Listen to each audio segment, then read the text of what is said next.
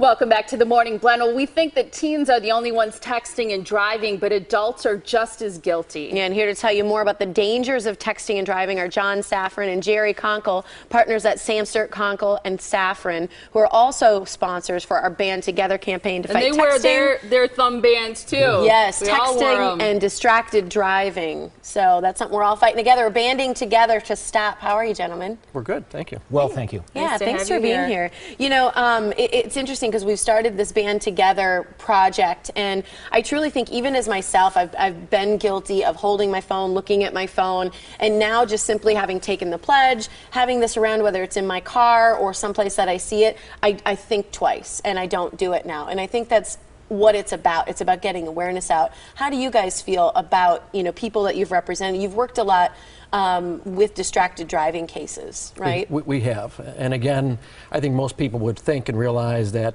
if you're distracted, you have a tendency to have an accident. But again, it's awareness, and it's again reminding all the time of what the consequences are of that kind of activity. What are the comparisons that you see between drunk driving and distracted driving or texting while driving?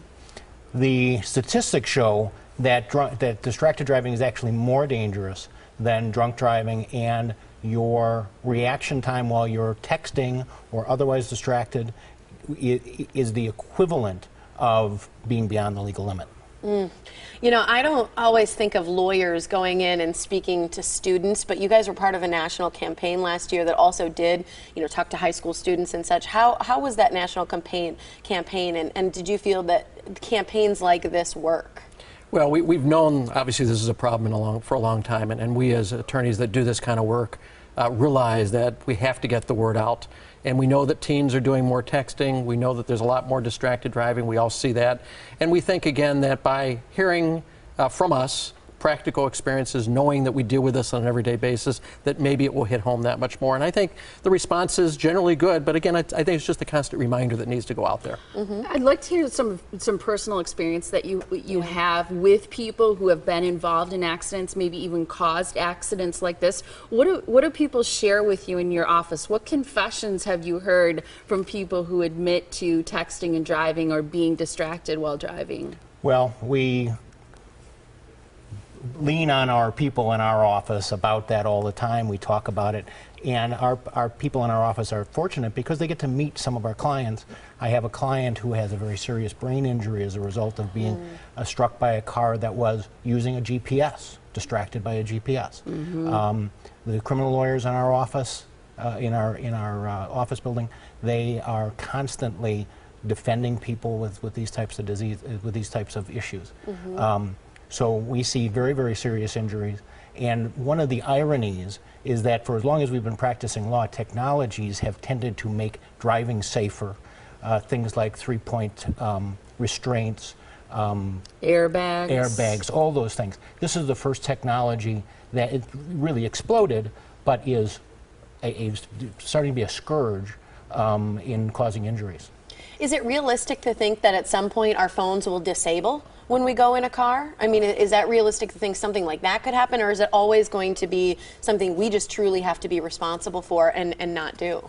I think there are more and more apps out there that are designed to stop people from using or receiving texts.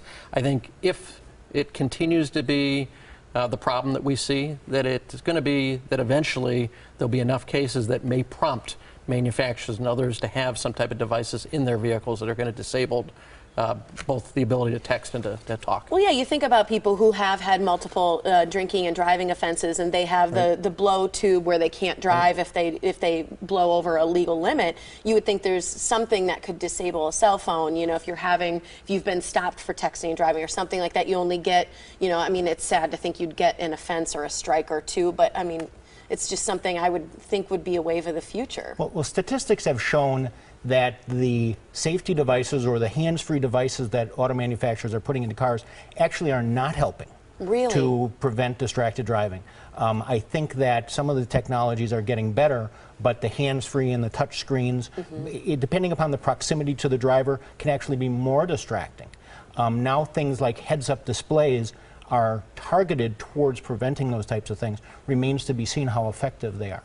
But you asked a question about whether or not manufacturers can do things like disabling telephones. I looked at my iPhone today, and there is a ability of my iPhone to send an automatic message back.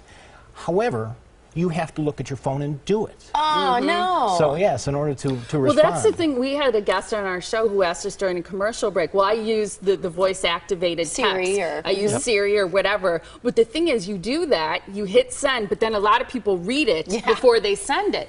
You know what I'm saying? So some of those things you have to really think through. Is it safe to do while I'm driving? I think what you guys are doing is fantastic and being part of this huge campaign that we have going on right now at today's TMJ4. And you can actually enter to win an iPad mini, which is super exciting. What you need to do is like today's TMJ4 on our Facebook page, then go ahead and take the pledge online there. And again, you can enter to win one of the iPad minis that we're giving away each week.